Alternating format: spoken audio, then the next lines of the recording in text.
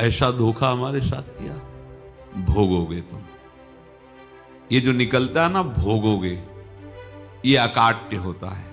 क्योंकि किसी का भी हृदय, मान लो किसी भी जीव जंतु को आप कष्ट दें और उसका हृदय आह भर जाए, तो वो आह वज्र की लीक है, तुम्हें भोगना पड़ेगा। वो आह किसी की ना लेना जिंदगी।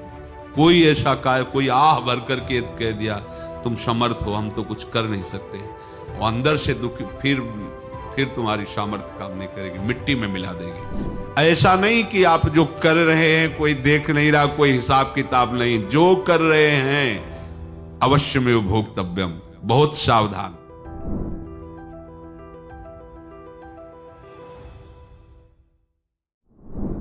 जीव स्वयं नित्य निरंतर कर्मों के जाल को रच रहा है और अपने आप को बांध रहा है। आपको मुक्त होना है, बंधना नहीं है। जीव का जन्म कर्मों के अनुबंध से होता है, कर्मों के बंधन से होता है, और उसको अपना ऋण चुकाना होता है। कर्मानुबंध ये बहुत सूक्ष्म विषय है। जैसे आप जिस परिवार में जन्म लिए हैं, तो उस परिवार के लोगों से आपका ऋण है, इसलिए उसी परिवार में आप आए हैं। और ऋणानुबंध, उसको बिना चुकाए या बिना वसूल किए आप वहां से जाएंगे नहीं। आपको लेना है तो वसूल करना है, और देना है तो चुकाना है। ये पूर्व के जन्मों से निश्चित किया गया है। जैसे किसी के यहां पुत्र हुआ, जन्म से ही पैसा खर्चा शुरू हुआ, जो बड़ा हुआ तो उद्दंडता के द्वारा मार पूरे परिवार को क्लेश पर क्लेश देता चला जा रहा है। ये तुम्हारे कर्म का फल है। या ऐसे शक्तिहीन बुद्धिहीन ऐसे पागल पूरे जीवन सेवा करो, तुमसे अपना हिसाब चुकाने के लिए वो आया है।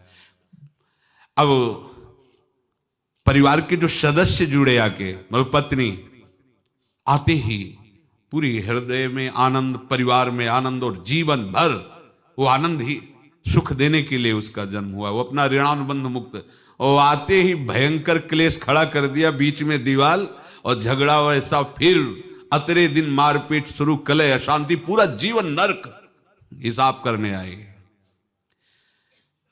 यहां ऋण चुकाए बिना कोई जा नहीं सकता, ऋण चुकाना पड़ेगा।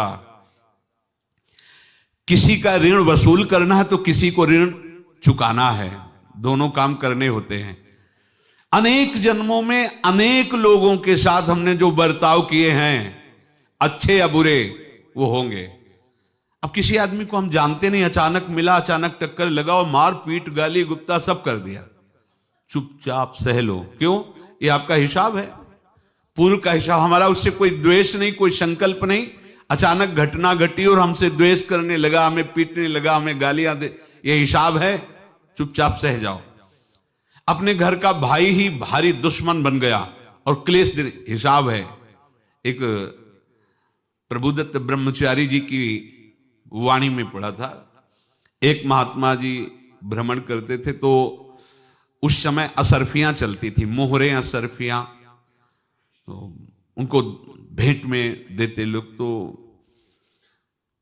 या तो ठाकुर सेवा में लगे तत्काल, या संत सेवा में तत्काल लगे, उसका संग्रह करके डोलना ये ठीक नहीं है। बैरागी के लिए सिद्धांत में ये ठीक नहीं है। तो जब 2, 4, 6, 8 ऐसे मोहरे हुई, तो उन्होंने विचार किया कि और भ्रमण करके जब काफी मोहरे हो जाएंगी, तो प्रयागराज में जब कुंभ पड़ता है, एक बार पूरे सब अखाड़े के संतों को, अलग अलग संप्रदाय सब संतों को बुलाएंगे और सबको पुआएंगे। अब साधु है तो यही विचार करेगा, और क्या विचार करेगा। तो उन्होंने ऐसे डंडा बनवाया, बेंत, जो ऊपर से चूड़ीदार और भीतर पोला, और मोहरे उसमें डालते गए। और भ्रमण, जहां जहां श्रद्धालु भगत थे सबके यहां जाना, और इच्छा रखना कि एक मोहर तो दे दे दक्षिणा में। कामना कोई भी हो वो बांधती ही है, ध्यान रखना। इसीलिए प्रभु जो चाहे वो करे, अपनी चाह नहीं रखनी चाहिए, अपनी चाह प्रभु की चाह में मिला देनी चाहिए। धीरे धीरे वो छड़ी भर गई। भ्रमण करने वाले महात्मा चूड़ी लगाई, इंतजार करते रहे। जब प्रयाग का कुंभ पड़ा तो चले। तो रास्ते में एक गांव में पूछा जाता है, जैसे कहीं रुको कि कोई श्रद्धालु ऐसा है जो संत सेवी है। तो कुछ लोगों ने बताया, हाँ एक परिवार है बहुत संत सेवी है और आपको मिलाते हैं उनसे। आइए महाराज, घर में रुका। खूब अच्छा हलवा पूड़ी पवाया और जो घर के मालिक थे चरण दबाए। चरण दबाते दबाते उनकी दृष्टि पड़ी उस डंडे पे। इतना मोटा और ऊपर से कुछ चूड़ी सी भी नजर आ रही, इस डंडे में तो कोई रहस्य है ही है। अब महात्मा जी को खवा पिला के सुला दिया। महात्मा जी जब सो गए तो पत्नी से धीरे से कहा, वो डंडा लाओ बाबा जी का। डंडा, वो चूड़ीदार जो ही खोला पलटाया तो सैकड़ों मोहरे। ऐसे संत रोज पधारे भगवान, तुम आनंद हो जाए फिर क्या। पत्नी से कहा, नाप के कंकड़ लाओ। वो तो महात्मा जी तो खाए खीर पूड़ी, आराम से सो रहे। रात में पूरी प्लानिंग करके उसमें कंकड़ भर के चूड़ी लगाकर सिराने रख दिया, सारी मोहरें हटा ली। महात्मा जी आराम से छड़ी उठाए तो वजन पक्का। वैसे बड़े लोग चतुर होते हैं, पर ये नहीं जानते कि कर्म कितना भयानक होता है। और उनकी कोई संतान नहीं थी, पर धन में इतना प्रेम उनको था। बहुत सावधान। साधु महात्माओं के पास जो अर्थ है, गृहस्थी अगर आता वहीं से है, पर अगर उसको जोर जबरदस्ती या किसी छल कपट से, तो वो उसका विनाश ही करता है। आज तक का प्रमाण है। अब उनको ये भाव पता नहीं होगा, या पता होगा तो लोभ के कारण वो उसको मान नहीं पाए होंगे। महात्मा जी गए प्रयाग में, किसी अखाड़े पर रुके और वहां प्रार्थना की कि कल जो है संपूर्ण अखाड़ों का निमंत्रण किया जाए और सब संतों को भोग पवाया जाए और उनको दक्षिणा भी दी जाए। महंत ने सोचा कि बहुत बड़ा है तो उत्सव है, क्योंकि प्रयाग में कितने हजारों संत महात्मा सब। तो उनका, महाराज बोरों इसमें चीनी और टीनों घी लगेगा, सब व्यवस्था। बोले आप मंगाइए, एक एक हिसाब हम करेंगे, हमारे पास सब व्यवस्था है।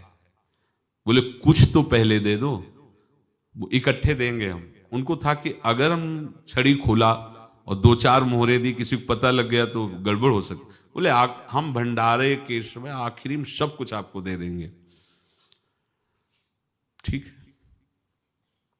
वो अपने पास से पैसे लगाकर खूब जितना सामग्री सब लाए, लाखों की, और सब संतों को निमंत्रण कर दिया।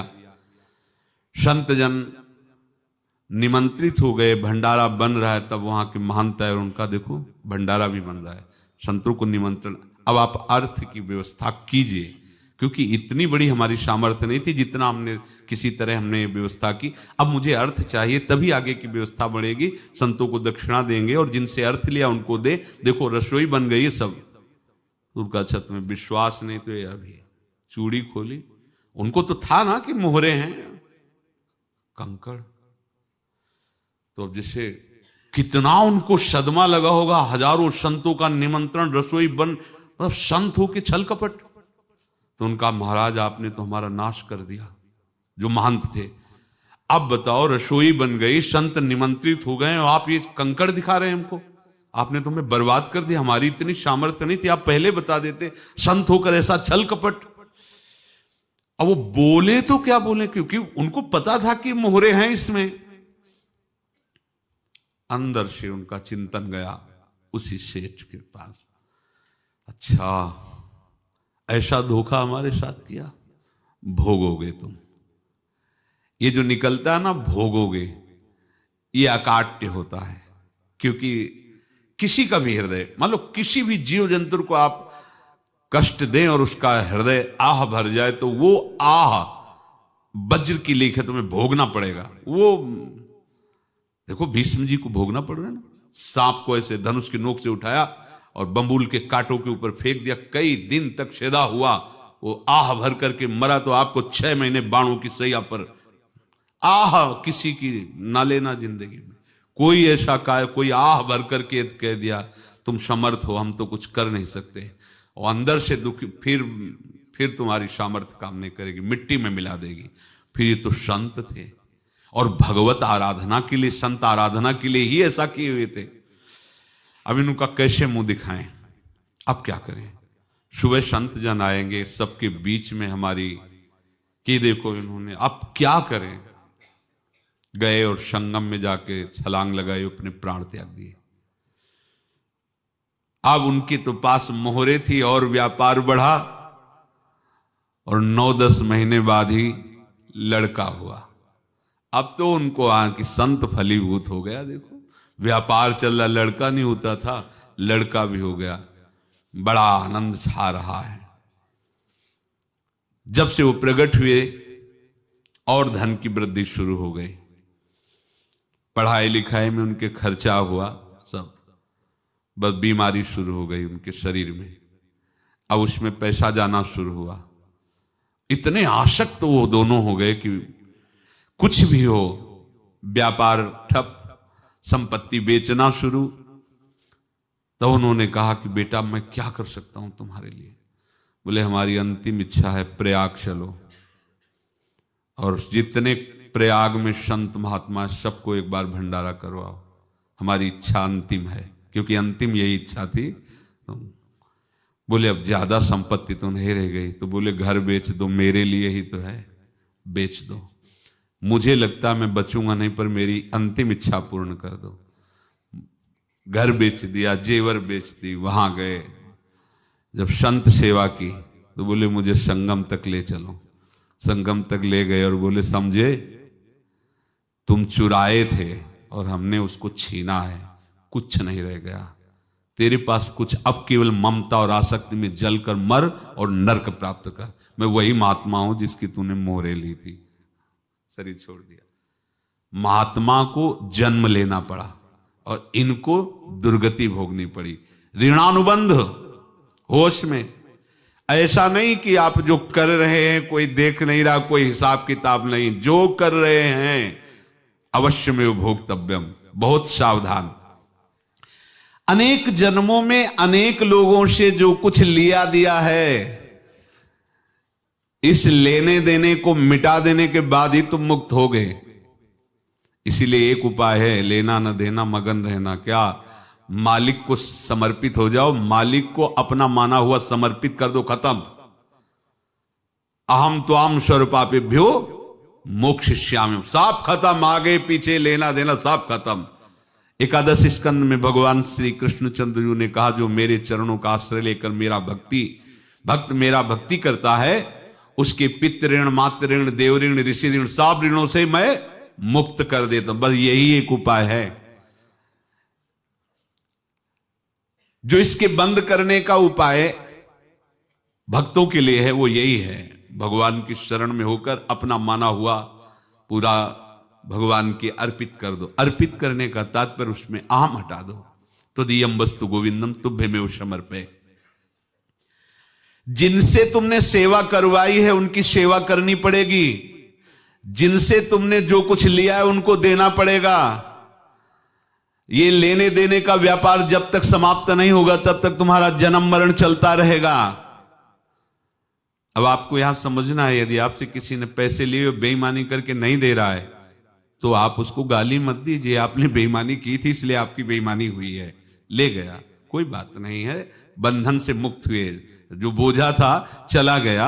उसको ऐसा ना देखे कि ये बेईमान हमारे रुपए मार लिए, अब जो कुछ होगा देखेंगे। अगर आप आगे नया कुछ करते हैं तो फिर आगे का हिसाब आपको भोगना पड़ेगा, ध्यान रखना। ऐसा नहीं है कि आपको भोगना नहीं पड़ेगा। एक ही उपाय है कि अब जो शरीर धारण किए इसी में जो भोग ले, आगे ना होना चाहिए। तो क्या करे? सर्वतो भावेन भगवान की शरण ले ले। ये तो सर्वाणि कर्माणि मयि सन्न्यस्य मत्पराहा अनन्येनैव योगेन माम ध्यायन्तु उपासते तेषाम् अहं समुद्धर्ता मृत्यु संसार से। ये बड़ा कठिन है पार होना, कोई छोटी मोटी बात है।